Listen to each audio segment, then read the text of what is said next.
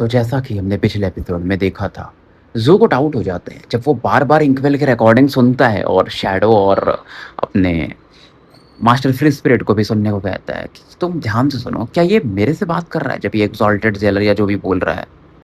अब आगे, अब ये बात सुन कर के ना पैट्रियार्च भी अचंभित हो जाते हैं। इधर शैडो भी ध्यान से सुन रहा था। ज़ू का कहना था कि कहीं ये मेरी तरफ देख ही नहीं रहा, मुझे ऐसा लग रहा है। बिकॉज़ नॉर्मली अगर ये मेरे से बात करता है जब, तो ये मुझे एक्सॉल्टेड जेलर बोलता है। लेकिन उस हिस्से में जहाँ पर ज़ू इन्हें सुनने को कहता है, वो एक्सॉल्टेड वन कह के बुला रहा था। और ज़ू बोलता है, यार मैंने नोटिस कैसे नहीं किया ये चीज़? तो अब मुझे डाउट हो रहा है कि डी 132 में कितने लोग हैं सही में? फिर अपने याददाश्त को खंगालता है कि पहले वाले जेल में क्लाउड ट्रॉल है, दूसरे में वो औरत है, तीसरे में रॉक डेविल है, फिर 13वें पे चला जाता सीधा। ज़ू बोलता है, हाँ? चौथे जेल में कौन फिर है? पैट्रियार्च भी अचंभित हो जाते हैं कि यार मुझे भी नहीं पता है। शैडो को भी ऐसे सेम हाल था। फिर ज़ू के दिमाग में ये भी आता है, पाँचवां कौन है? फिर छठा कौन है? मतलब क्या ये किसी गॉड का पावर है जो मेरे माइंड के साथ खेल रहा है? अब ज़ू सोचता है कि चैन बोली ने भी बोला तो था, लेकिन बीच में कितने वो जो 9 लोग हैं, वो कौन है उन्होंने भी नहीं बताया था। और मैंने भी इसके बारे में सोचा नहीं था यार, गज़ब बात है। अब ज़ू थोड़ा बैग से अपना वो टोकन निकालता है, फिर बोलता है नहीं यार ज़ेड स्लिप यूज़ नहीं करूँगा। तो बाम्बू वाला ही स्लिप निकालता है, मतलब बाँस की जो लकड़ियाँ जैसे होती है। बहुत सारी थी भाई के पास। तो जो भी चीज़ें इसने डिस्कवर की थी अभी इसको समझ में आया था कि 4 से लेके 12 तक में कौन है, वो पूरा लिख लेता है प्रश्न के साथ। और रात के समय ही भाई अपने स्वॉर्ड पवेलियन से निकलता सीधा करेक्शन डिवीजन की तरफ पड़ता है। रात में पहली बार आ रहा था, लेकिन ज़ू के लिए देखो दिन हो या रात सेम ही था भाई के लिए। तो सीधा अपने डी 132 सेल ब्लॉक में घुसता है। घुसते-घुसते ये सोच रहा था कि 4 से 12 में है भी कि नहीं कोई, और प्रवेश कर जाता है। डी 132 में ऑब्वियसली अंधेरा था और घुसता है तो इसको लगता है कोई इसकी तरफ देख रहा है। वो लड़का प्रकट होता है, थोड़ा लाचार दिख रहा था, थोड़ा चिंतित था कि यार ये अभी क्या कर रहा है। अब ज़ू उस लड़के की तरफ देखकर पूछता है, क्या सीन है? तो लड़का बोलता है, लेकिन कितना भी कोशिश करता है ज़ू उसको सुन नहीं सकता था।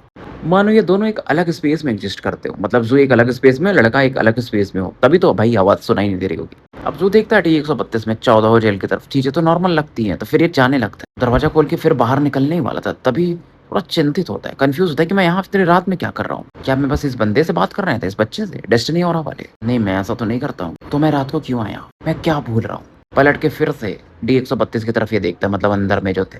अब ज़ू सोचता है यार मेरी याददाश्त तो कमज़ोर नहीं है, लेकिन मैं याद क्यों नहीं कर पा रहा हूँ चीज़ों को? मतलब कुछ तो कोई ऐसा पावर है कि जैसे मैं अंदर प्रवेश करता हूँ मेरे याददाश्त कमज़ोर हो जाती है। मतलब मैंने कोई ना कोई चीज़ नहीं ढूँढा है। तो फिलहाल ये बैग निकालता, वही बाम्बू स्लिप निकालते हैं। इस पर इसने अक्षरों में कुछ लिखा हुआ था। लिखा तो इसने ही था, राइटिंग तो इसकी थी, लेकिन ये इसको याद नहीं आ रहा था इसने ऐसा कब लिखा था। उसमें इसने लिखा हुआ था कि 4 से लेकर 12 तक के जो कैदी हैं वो कौन है? फिर नीचे लिखा था इसने पावर ऑफ गॉड।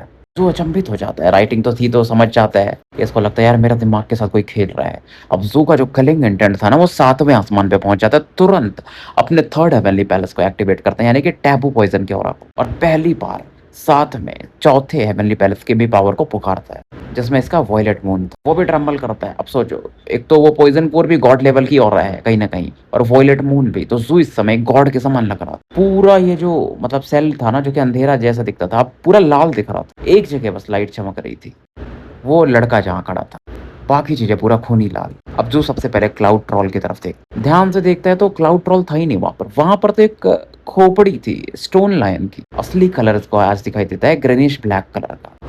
फिर तो उस महिला की तरफ देखता है, वो भी अलग दिखती है, मतलब वो बस एक कंकाल के समान थी। वहां पर एक ऐसे कौवे जैसा भी कुछ दिखाई देता है जो कि आसपास घूम रहा था। पहले से बहुत सारे दिखाई देते थे ना, अब ये असली चीजें देख पा रहा था, जो माया है उसके परे देख पा रहा था। बेसिकली वो कौवा इस लेडी को खा रहा था और कुछ नहीं, और वो कौवा इसकी तरफ देख करके स्माइल करता है। अब जो रॉक डेविल था वो वाला जगह भी अलग दिखता है। रॉक डेविल वहां पर था ही नहीं। वहां पर एक पानी की बाल्टी दिखती है जिसमें एक एंशिएंट डोरा थी, और उसके ऊपर में एक ब्लैक लोटस खिला हुआ था।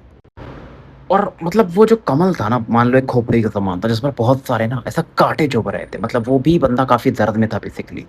तो ज़ू के अंदर एक उत्सुकता भी आती है जब वो खोपड़ी तुरंत ज़ू की तरफ देखता है कि फर्क नहीं पड़ता इससे, मैं अच्छे लोगों में से एक हूँ। ज़ू को भी फर्क नहीं पड़ता, वो दूसरे सेल ब्लॉक की तरफ देखता है और अचंभित हो जाता है। 4 से लेकर के 12 तक के जो कैदी थे उसमें कुछ जेल में दिखाई भी नहीं देता है। वहां पर इसे एक बड़ी सी उंगली दिखाई देती है जो कि 100 सेल तक फैली हुई थी, मतलब 100 जेलों तक फैली हुई थी। उसके अंदर से गॉडली ऑरा आ रही थी, और ब्लडी ऑरा जो फैली थी ना, ये उसी उंगली की वजह से थी, फिंगर ऑफ गॉड की वजह से। और आखिरी सेल में आखिरी जेल में सर इंकवेल थे, यानी वो पेंटिंग वाले।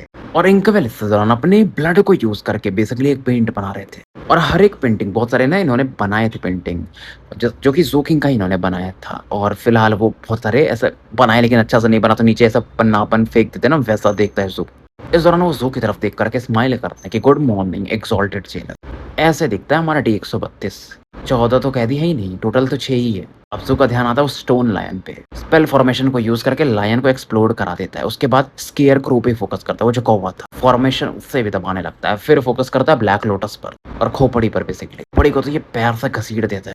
खोपड़ी दबा जाती तो मुझ पे अभी भी क्यों नहीं भरोसा कर रहे। फिर वो इंकवेल की तरफ पड़ता है और वहां पर ना पूरा चीजें जला देता है बेसिकली, जो पन्ने वन्ने उनके पड़े हुए थे। उसके बाद वो जो गॉड ऑफ द फिंगर था, फिंगर की तरफ देखता है और उसके बाद जाने लगता है। बेसिकली जो डी 132 का असली रहस्य था ना, वो ये उंगली ही था। मतलब यहाँ पर ये फिंगर ऑफ गॉड लॉक था। लेकिन ज़ू को ये नहीं समझ में आता कि देखो यूनिट डी लो लेवल में आता है ना, फिर भी यूनिट सी में बंद होता है, या यूनिट बी में या ए में या जो भी होगा, तो समझ में आता है इतना मिस्टीरियस चीज़ यहाँ पर क्यों ब्लॉक्ड है, यहाँ पर क्यों उसको लॉक किया गया है। और ज़ू इस दौरान बोलता है कि पैट्रियार्च जो मुझे बता रहे थे, यानी मास्टर फ्री स्पिरिट, यानी कि पैट्रियार्च गोल्डन वज्रा, कि वो गलत था। जो बदनसीबी है वो एक श्राप से आ रहा था, गॉड के श्राप से। डेस्टिनी हो रहा, उस श्राप को कंट्रोल में रखा हुआ, यानी वो जो लड़का है। जब आप श्राप को समझ जाओगे तो फिर वो श्राप आप पे काम नहीं करे। और फिर जो बोलता है इस लड़की की तरफ देख करके, इसीलिए तुम यहाँ पर हो, तुम असली गार्ड हो यहाँ के, लड़का हमेशा रिलाता है। जो उसके बाद जो बाम्बू स्लिप था उसके पास ना, उसको क्रश कर देता है। अब उसको ज्यादा जानने की जरूरत नहीं थी। और अब इस पोजीशन से, यानी डी 132 के गार्ड के जेलर के पोजीशन से ये हटना चाहता था, क्योंकि रहस्य तो जान चुका था और इस जगह रह के मतलब नहीं था। और फिलहाल अपने वॉयलेट मून और टैबू पॉइजन के पावर को शांत कर लेता है। दरवाजे से बाहर निकलता है। जैसे ही बाहर आता है ना, एक गहरी सांस लेता है कि यार मैं उस लड़के से बात तो नहीं कर पाया, लेकिन वो बुरा नहीं है। फिर ये बोलता, जानते हो क्या है, कि डी 132 में चलो कोई ना 14 कैदी तो हैं, लेकिन कम लोग हैं, मुझे और कैदियों को यहाँ पर लाना पड़ेगा। ये मिलने जाता है सीनियर कॉन्ग से। उम्मीद है आपको समझ में आ गया होगा कि मैं क्या बोल रहा हूँ। देखो ज़ू अंदर जाता है जेल के, पूरा रहस्य जान जाता है कि अंदर में 6 ही लोग हैं टोटल, वो गॉड ऑफ फिंगर है। लेकिन जैसे ही बाहर निकलता है, ये फिर से भूल जाता है और इसे लगता है कि अंदर में 14 लोग हैं।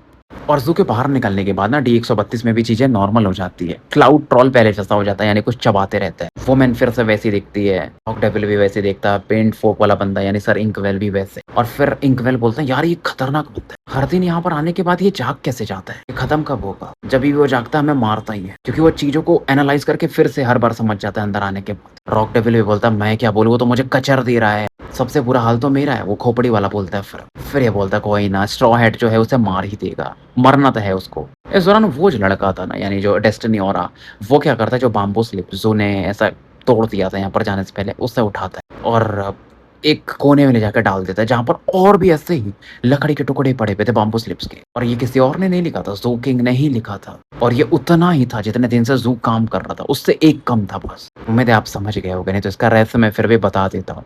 तो ज़ू हर दिन समझ लो बाम्बू स्लिप में लिख के लाता था। पहले दिन के बाद से इसको समझ में आ गया था, लेकिन आने के बाद अंदर ये चीज़ों को एनालाइज करता था कि अरे यहाँ पर 6 ही लोग हैं।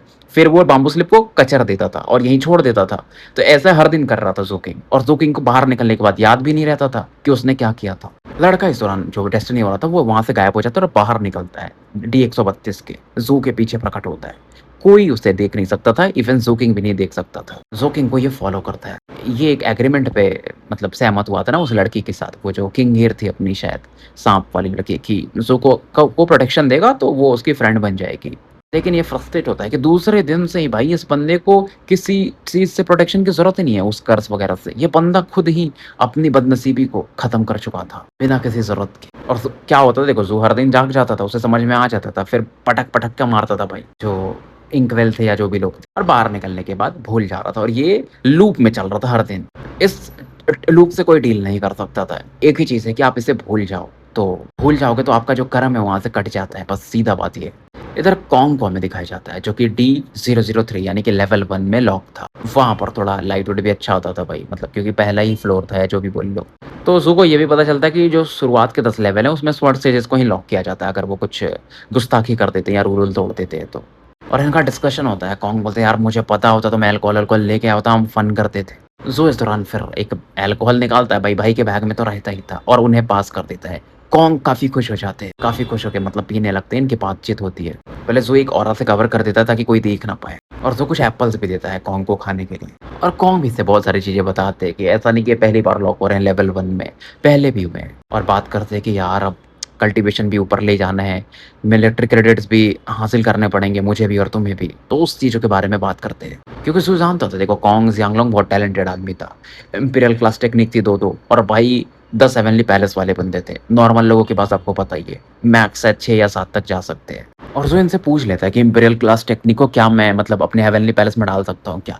तो ये बताते हैं कि नॉर्मल तरीके तो काम नहीं करेंगे, लेकिन उसका एक अलग तरीका होता है। तुम्हें एक धर्मा प्रोटेक्टर की ज़रूरत पड़ेगी। जब मैं कर रहा था, मैंने पैसे पे करके ऑनर गार्ड वगैरह को हायर किया था और उसके बाद वो अपने ना भाई दसों हेवनली पैलेस को ज़ोकिंग को ऐसे ही दिखा देता है बंदा। जैसे कि एक धुंध रहता है ना लाइफ मिस्ट, उसके नीचे में 6 दिख रहे थे और धुंध के ऊपर में 4 थे। उनमें से जो 4 में से 3 थे वो तो लाइफ लैंप से बने थे और जो नीचे में 6 थे उसमें 2 काफ़ी अलग दिख रहे थे, क्योंकि एक में गोल्डन ड्रैगन दिख रहा था और दूसरे में एक तलवार दिख रहा था शायद। इंपीरियल क्लास टेक्निक इन्होंने मर्ज किया था कोंग ने। और जो इस दौरान फील करता है ना कि गोल्डन क्रो इस दौरान आकर्षित हो रहा था गोल्डन ड्रैगन की तरफ। दोनों एक दूसरे को देख रहे थे क्योंकि कोंग ने अपने गोल्डन ड्रैगन को प्रकट किया था। ज़ू को लगा नहीं था कि कोंग सिंपली भाई ये बंदा पूरे अपने सीक्रेट्स दिखा देगा कि इसके पास कितने मतलब हेवनली पैलेस है। तो कोंग बोलता है, अरे तुम ऐसा क्यों सोच रहे कि भाई मैंने बहुतों को दिखाया है, तो मतलब खास लोगों को, जैसे कि लिटिल रिवर को, लिटिल चैन वगैरह को भी दिखाया है। फिर ये बोलते हैं, हाँ तुम्हें एम्प्रेस वर्ड का एनलाइटनमेंट तो हासिल हो गया होगा ना, मैं थोड़ा एनर्जी फ्लक्चुएशन फील किया था तुम्हारे अंदर। सेकंड स्टेज में पहुंच जाएगा ना तो तुम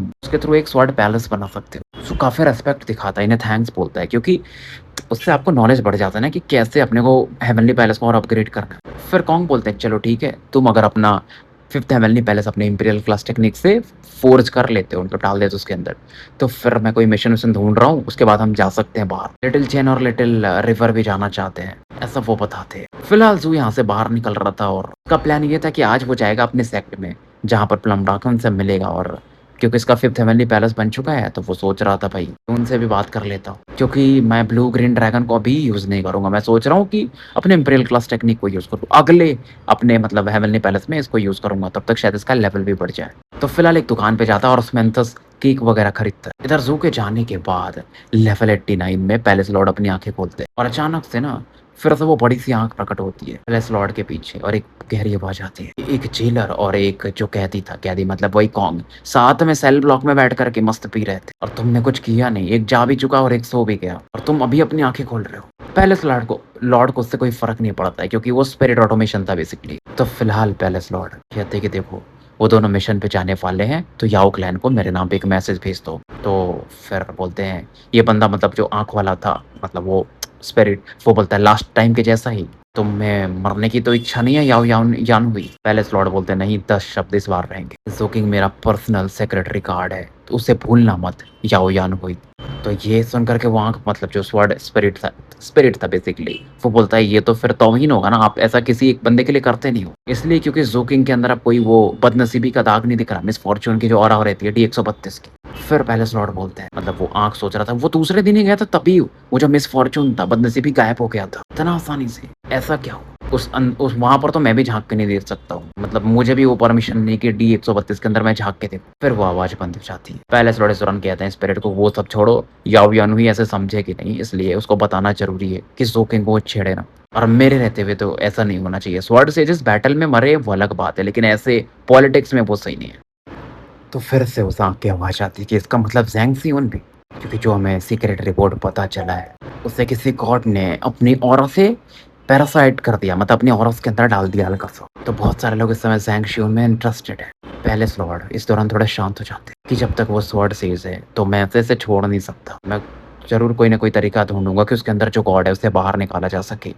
फिर वो आवाज पूछता है, फिर चेनेरनियो का क्या करना है? तो मैं तो मालूम ही है कि उसके साथ क्या चल रहा है, मैंने तो शायद उसको उसके पूर्व जन्म में भी देखा था, बस मुझे याद नहीं आ रहा है क्या था वो, वियर्ड डिटेल याद नहीं आ रहे हैं। कैप्टन के तो भाई आप लोगों को पता ही अलग ही रहस्य है, मतलब वो आवाज इरिटेट कर रही थी कहीं, और एक गरजती भी है, उस एक गर्जना भी आती है इस बार उस आवाज में, करेक्शन डिवीजन के एकदम अंदर से कहीं। तो फिर वो बोलता है कि मुझे याद नहीं आ रहा, मैं भूल चुका हूँ मैं कौन हूँ। मैं पैलेस लॉर्ड इस दौरान कुछ नहीं बोलता। पैलेस लॉर्ड बस हल्का सा अपना राइट हैंड लहराते हैं और जो पूरे 177 लेवल थे ना करेक्शन डिवीजन में, पूरा हिल जाता है, एक लाइट चमकती है हर एक लेवल पे, जो कि 177 सिंबल्स में बदल जाती है, धीरे धीरे मर्ज हो जाती है नीचे जा करके। वो जो आवाज आ रहा था ना कि मैं कौन हूँ, धीरे धीरे शांत हो जाते हैं। फिर इस दौरान पैलेस लॉर्ड बोलते हैं तुम एक स्पिरिट हो करेक्शन डिवीजन की। फिर वहां बोलता हाँ मुझे याद आ गया, मैं तो स्पिरिट हूँ करेक्शन डिवीजन का, मुझे यहाँ की कैदियों पर बस नजर रखना है। फिर वो आंख बंद हो जाती है। पैलेस लॉर्ड हैरान थे कि यार आजकल इसको फिर से याद आने लगा है, अब मैं क्या करूँ इसका? और जो ये बोल रहे थे ना बेसिकली वो बेसिकली ये जो आँख था गॉड था या कोई, जिसको कि इन्होंने यहाँ पर सील किया हुआ है, जिसने भी पहले किया हुआ है और वो क्लोन है बेसिकली। बस उसको ऐसा झुठलाया गया है, उसको एक ऑरा से कन्फ्यूज़ कर दिया गया है कि तुम स्पिरिट हो यहाँ पर। इसीलिए मतलब जो पैलेस लॉर्ड जो किसी भी मतलब सीज़न में बने, पहले वाले भी या जो भी, उन्हें करेक्शन डिवीज़न में ही रहना पड़ता है। फिर ये बोलते हैं यार इसने चेनेर्नियो को भी पहचान लिया, ये फिर प्रॉब्लमैटिक है। लेकिन ग्रैंड एम्परर ने उसको 1 मीटर का लाइट या जो भी दिया था, स्वॉर्डसेस बनाया है तो फिर स्वॉर्डसेस है। तो एक तरह से वो मेरा सबऑर्डिनेट है, तो उसके साथ भी कुछ गलत नहीं हो सकता। ये मेरा अपना रूल है। देखो जो काउंटी कैपिटल था ना यहाँ पर जो ऑस्मेंथस केक थे सस्ते तो नहीं थे भाई, महंगे थे। एक अगर आप डब्बा ले रहे हो जिसमें 5 केक आते हैं ना तो उसका एक स्पिरिचुअल नोट लग जाता है उसका, क्योंकि इसमें अलग-अलग पौधों-वौधों को मिलाकर बनाया जाता है, काफ़ी अच्छा बनता है। और वो पौधे, फल-फूल उसमें जो मिक्स होते हैं वो टाइट फॉल प्रीफेक्चर से आते हैं, तो दूर से आते हैं तो आपको पता ही है, दाम वैसे भी बढ़ जाता है। ज़ो इस दौरान पूरा अपना केक-वेक लेकर के मतलब जाने से पहले तो टेस्ट भी कर लेता है ना अपने सेक्ट सब्सिडियरी सेक्ट कि अच्छा तो है। अब ए विंग के करीब पहुँच रहा था। जो जा रहा था ना तो उसे वांग यंगकुन मिलता है अगर आपको याद हो, जिसके उँगली-उँगली कप्तान-वप्तान ने काट लिए थे। तो वो ज़ू को रिस्पेक्ट दिखाता, ज़ू भी बदले में दिखा देता है। ज़ू की इधर अलग फट रही थी क्योंकि वो प्लम डॉग की तरफ जा रहा था। उनका मूड का भरोसा नहीं रहता। ए विंग के अंदर फाइनली एंटर कर जाता है और ए1 की तरफ जाता है, कोर्टयार्ड की तरफ। जहाँ पर अलग-अलग पौधे-वौधे लगे हुए थे। प्लम डॉग का लिविंग स्टैंडर्ड काफ़ी ऊपर था। तो बहुत सारी उनकी सेविकाएँ-वेविकाएँ थी, तो एक ज़ू को देखती है, काफ़ी उत्सुक हो जाती है, रिस्पेक्ट दिखाती है। कोई नोटिस नहीं करता, लेकिन ज़ू जब ये कोर्टयार्ड में आँगन में एंटर करता है ना, तो मतलब वो जो लड़का था, डेस्टिनी वाला लड़का, वो फ़ॉलो कर रहा था इसे। फिलहाल वो गेट के बाहर खड़े होकर के मतलब जो जहाँ पर प्लम डॉग अंदर में जहाँ रहती थी, कि डिसाइपल ज़ू किंग आ चुका है, प्लम डॉग से मिलना चाहता है ऐसा। दरवाज़ा खुलता है, प्लम डॉग बाहर आते हैं। उन्होंने एक मतलब कोट का अटायर कुछ तो पहना था, बाल उनके लहरा रहे थे, काफ़ी नोबल, रिफाइंड, एलिगेंट लग रही थी। स्वर्ग से मानो उतरी हुई अप्सरा लग रही थी। शाम का समय था और उनकी वजह से मानो और एक शाम में नग लग गया हो। वो बाहर निकलती ज़ू के सामने आके रुक जाती। देखती है कि ज़ू कुछ पैकेज वैकेज लाया हुआ था, तो जो काफ़ी इरिटेट थी क्योंकि ज़ू ने लेट किया था। फिर वो बोलती है अच्छा तुम इसलिए लेट आए, तो चलो तुम्हें याद तो था कम से कम। ज़ू पूरा कोशिश कर रहा था कि वो नर्वस फील ना करे, बट हो तो रहा था। और ज़ू गिफ्ट पे गिफ्ट निकालते जाता, मतलब बीन केक्स भी लाया था, डिओ बिस्किट भी लाया था, पाइनएप्पल टार्ट्स, मतलब बहुत सारी चीज़ें लेकर आया था। और पास में जो एक सेविका थी आती है, पूरी चीज़ें उठा के रखने लगती है, जो कि एक छोटे पहाड़ के समान था। इवन प्लम डॉग भी सरप्राइज़ हो जाती है। और वो बोलता मुझे भी नहीं पता था ना कि आपको मतलब ओस्मेंथस केक पसंद आएगा, किस प्रकार वाला पसंद आएगा, तो मैं पूरा उठा लिया मार्केट से। प्लम डॉग देख सकती थी कि ज़ू की आँखों में एक सीरियसनेस था, एक सिंसियरिटी था बोल सकते हो। जो थोड़ी उनको गुस्सा भी आ रहा था वो शांत हो जाता है और वो फिर सेविका से बोलते हैं कि पूरे मेरे कमरे में रखवा दो और सब अच्छे कंडीशन में रहने चाहिए। उसके बाद ये सेविका थोड़ी देर रुकती है, ऐसा देखती है, फिर चली जाती है। प्लम डॉग इस दौरान स्माइल करती है, हाथ को लहराती है। पूरा एरिया ना मतलब एक घास वाले मैदान में बदल जाता है। पौधे जो दिख रहे थे फूल-वूल वो जंगल में बदल जाते हैं। वो अंदर प्रवेश करती पवेलियन में और उससे बोलती है आ जाओ। तो हवा का झोंका चल रहा था, उनके बाल अलग लहरा रहे थे, कपड़े भी थोड़े बॉडी में ज़्यादा चिपक जाते हैं। तो भाई महिलाएँ हैं तो उनके कर्व वगैरह काफ़ी मतलब विज़िबल हो रहे थे, जो थोड़ा-सा ऐसे नज़रें हटा लेता है। एक तो बॉडी का स्मेल मतलब नाक के थोड़ा वो करीब आ जाती है तो और अच्छे मतलब से उसको आ रहा था तो और नर्वस होता है। फिलहाल वो पूछते हैं कि करेक्शन डिवीज़न में कैसा चल रहा है? तुम्हें 1 महीना हो गया और इस समय मानो ये जो महिला थी वो एक टीनेज गर्ल में बदल गई, 18-19 साल वाली, वैसे बिहेव कर रही थी ज़ू के सामने। ज़ू ने देखा था कि मतलब प्लम डॉग का मूड अचानक से चेंज होता था। कभी एकदम सीरियस, कभी एकदम ही मतलब फ्लर्टी हो जाती थी, कभी एकदम दुखी हो जाती थी। मतलब बदलते रहता था। इस दौरान कोई नोटिस नहीं करता, प्लम डॉग भी नोटिस नहीं करती। यहाँ से थोड़ी दूर पर वो लड़का ध्यान से देख रहा था, डेस्टिनी और वाला। फिर वो देखता है कि यार ज़्यादा करीब नहीं जा सकता, लेकिन एक चीज़ फ़ील करता है कि ये जो लेडी है प्लम डॉग, काफ़ी पॉसेसिव है ज़ू किंग को लेकर के और उनका कोई बुरा इंटेंशन नहीं है। तो फिर वो वहीं से बैठ के देखता है और इस दौरान प्लम डॉग बात कर रही थी कि तुम्हें स्वॉर्डसेस के बारे में अभी भी तुम डिसाइड नहीं कर पाए हो। मतलब तुम्हें लग रहा होगा कि ऐसे लोग भी होते हैं जो इंसानियत के लिए इतने अच्छे तक जाते हैं। लेकिन अपने दिल की बात सुनो, धीरे-धीरे तुम इस संस्था को पसंद करने लगोगे। ज़ू भी इस बात से सहमत था। फिर वो बोलती है अपनी आँखें बंद करो बच्चे। ज़ू अपनी आँखें बंद कर लेता है। अब जैसे आँखें बंद करता है प्लम डॉग थोड़ी और करीब हो जाता है। परफ्यूम का स्मेल जो था वो और स्ट्रॉन्ग हो जाता है ना क्योंकि ज़्यादा करीब आ जाती है तो। वो अपनी आँखें खोलने ही वाला था। फिर प्लम डॉग इसके मतलब माथे को टच करती है। बोलती है अपने दिल को शांत करो और अपने 5वें हेवनली पैलेस को इमेजिन करो कि तुमने उसे कंप्लीट कर लिया और तुम कर भी चुके हो। तुमने उसे ध्यान से नहीं देखा होगा, तो अभी ध्यान से देखो। ज़ू इस दौरान उसकी कल्पना करने लगता है। एक ड्रैगन चैरियट देखता है, जैसे कि एक बड़ा-सा इंसान मतलब जायंट खींच रहा हो। मतलब वो बताती है कि तुम इस प्रकार से अपने इम्पेरियल क्लास टेक्निक को इमेजिन कर सकते हो ना, तो क्योंकि तुमने वहीं से हासिल किया था ना गोल्डन क्रो को। मैं गोल्डन क्रो को यहाँ मर्ज करने के लिए ड्रैगन चैरियट की कल्पना करनी पड़ेगी, जो कि तुम्हारे गोल्डन क्रो को खींच कर लाएगा और इस हेवनली पैलेस में मर्ज कर देगा। अब क्योंकि ज़ू ड्रैगन चैरियट पर गया था, तो उसे मालूम था कि ड्रैगन चैरियट कैसा दिखता है, तो वो अच्छे से इमेजिन कर लेता। इस दौरान मतलब अपना ये तो बैठी हुई थी प्लम डॉग, इसको प्रोटेक्ट कर रही थी, अगर कुछ प्रॉब्लम हुआ तो वो यहाँ पर है। और ज़ू का जो ब्रेक थ्रू था वो शुरू हो जाता है। अब देखो इसके बारे में बता के मतलब है नहीं कि गोल्डन क्रो को चैरियट खींचते हुए लाता है। और इस दौरान जो ज़ू के पीठ पर गर्दन पे बेसिकली बोल सकते हो गोल्डन क्रो फैलना शुरू होता है, और मतलब वो भी काफ़ी उत्सुक हो रहा था अंदर से, एक फ्लेम वाली ऑरा प्रकट होती है। और गोल्डन क्रो की जो ऑरा आती है ना बेसिकली ज़ू किंग के जैसे दिखने लगती है और 5वें हेवनली पैलेस में प्रवेश करने लगती है। और ज़ू को इस दौरान और भी चीज़ें समझ में आती है कि अगर ये पूछ वगैरह को देख रहा था गोल्डन क्रो के कि अगर 100 से शायद ज़्यादा हो जाएँगी, तो शायद ये उसके 3rd लेवल पे पहुँच जाएगा। जब ये आँखें खोलता है दोबारा से, तो चीज़ें फिर से नॉर्मल हो जाती। पगोड़ा जो इसे दिख रहा था, लोग दिख रहे थे, प्लस वो जायंट जो दिख रहा था, गोल्डन चैरियट सब गायब हो जाती। और आगे में देखा था कि प्लम डॉग बैठी हुई थी। बोलती है कि अब दिन हो चुका है, मैं काम करने नहीं जाना है क्या? क्योंकि धीरे-धीरे अब सुबह का समय हो रहा था। तो उसके अंदर एक ग्रैटिट्यूड की भावना आती है कि प्लम डॉग इसे काफ़ी प्रोटेक्ट की थी, तो थैंक्स बोलता है। फिर वो बोलती है कि तुम मुझे सीनियर मत बुलाया करो, मेरा नाम से बुला सकते हो। जो थोड़ा हिचकता है, फिर बोलता है, "बहुत-बहुत शुक्रिया प्लम डॉग।" वो बोलती है, "तुम्हें थोड़ा विचित्र लग रहा होगा ना, मैं मतलब ऐसा बुलाना, और तुम अच्छे से बुला नहीं पा रहे हो, तो मैं जैसा बोलती हूँ वैसे बोलो, थैंक यू प्लम डॉग।" मतलब एक प्यारी आवाज़ में बोलो। वो थोड़ी देर सोचता है, फिर बोलता है। प्लम डॉग इस दौरान स्माइल करती है, फिर बोलती है, "तुम्हारा स्वागत है, ज़ोकिंग।" ज़ो फिर से इन्हें रिस्पेक्ट दिखाता है और जाने लगता है। ऐसे ही लगभग बाहर निकल ही रहा था आँगन से कि एक अलग आवाज़ में वो बोलती है कि मैं चाहती हूँ कि तुम मेरे बेस्ट फ्रेंड से मिलो। तुमने दूसरा चीज़ जो मुझे प्रॉमिस किया था। एक फ्लर्टी आवाज़ थी कि वो भी अब उसका भी समय आ चुका है। तो फिलहाल हम स्टोरी यहीं समाप्त करते हैं और मिलते हैं फिर कल एक नए एपिसोड के साथ। तब तक के लिए मैं आपका साथी एन अल्केमिस्ट एके मुसाफिर विदा लेता हूँ।